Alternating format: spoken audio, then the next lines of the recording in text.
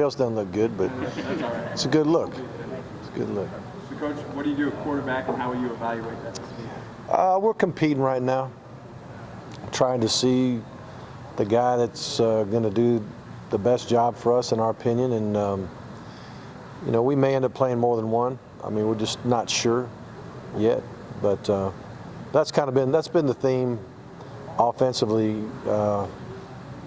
Is just let's anywhere we think there can truly be a competitive situation, let's present it and watch these guys do it and figure out who needs to start or who needs to play or how much they need to play based on how they perform this week. When you go back to the decision to play Fatone, was the mindset there to change the offense to fit his talents more, or just to have him run the same offense that Grayson Lambert had prior to that? Well, we weren't trying to reinvent the whole offense. But, Fatone has got a little more mobility than the other guys. But, we felt like Fatone was very much in the race back in camp. I mean, it was very, very close and a very tight decision. And because we were having some inconsistent play at that position, we thought we'd go with another guy, really.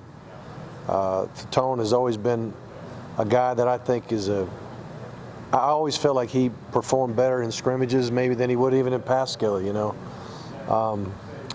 I felt like he deserved the opportunity to see if he could lead us. And I think he was put in a very tough spot, obviously, and it didn't work out where he had the results or we had the results that we would hope for. But there's a lot more to quarterback play than quarterback play. There's offensive line play, tight end play, running back play, wide receiver play, all those things, and even coaching is right in the middle of all that too. Turnovers seemed to kill against Alabama, against Florida, even a couple against Tennessee. Yeah. How do you address that? I mean, it seems like can you coach against the turnovers? Well, you work hard on your fundamentals of ball security. You work hard on your ability to catch kicks and the fundamentals of doing that properly.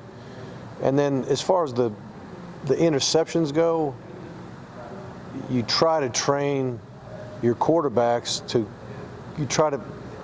for them to create habits that will keep them from making a bad decision.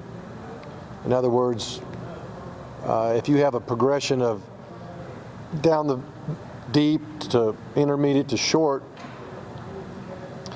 you practice hopefully enough to where you have good judgment on that deep ball. Is it open? Is it not? If it's not, go to your intermediate. If there's somebody in the throwing lane, don't try to force it in there. Dump it to your back. If everybody's locked up, throw the ball away or scramble or whatever it may be. So again, you try to create those habits in meetings as you watch film, in pass skeleton when you're not having pressure, in 11-on-11 situations where you do have bodies around you, scrimmages. Try to do everything you can to get them in the habit of making good decisions. But sometimes you can't. It's hard to coach if a ball gets popped up in the air. It's not perfect throw, but it's out in front where a guy can't quite get a hold of it and it lands in somebody's hands. Balls get tipped at the line of scrimmage. Guys get hit as they're throwing. There's a lot of things going on, but that you just can't control, and those are going to happen. But the ones you can control, you just got to do a good job of it. Coach, criticism's flying around. It's not the first time it's happened to you. How do you deal with it, and what do you tell your players? Yeah. Well, you focus on the things you can control. You fight, and you fight together. I mean, that's the main thing. We deal with a lot with fans, and some fans will say anybody that criticizes Georgia can't be a true fan. Yeah. What's your take on that?